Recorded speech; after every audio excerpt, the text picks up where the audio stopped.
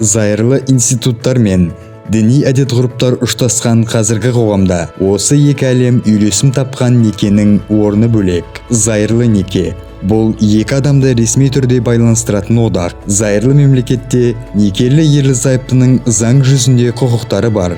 Оларға бірнеше міндет те жүктелген. Діни неке бұл белгілі бір діни әдет-ғұрып негізінде құрылған шаңырақ. Қандай да бір дінді ұстанатын жандар үшін бұл некенің рухани, мәдени маңызы зор. Діни некеге жаратушы да разы. Ол рухани құндылыққа толы, берік шаңырақ құруға негізделген деп есептеледі. Айта кететін жайт, зайырлы елде мемлекеттік мекемеде алдын ала тіркелмей, дін негізінде неке қиюға тыйым салынған. Сондай-ақ, діни мекемелерден тыс жерде неке қиғаны үшін 50 айлық есептік көрсеткіш мөлшерінде айыппұл қарастырылған.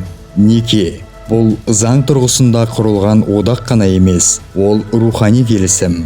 Қазіргі зайырлы мемлекетте отбасы құрғысы келетін жұптар үшін таңдау көп. Олар діни және мемлекеттік құндылықтар үйлесім тапқан берік, берекелі шаңырақ құра алады.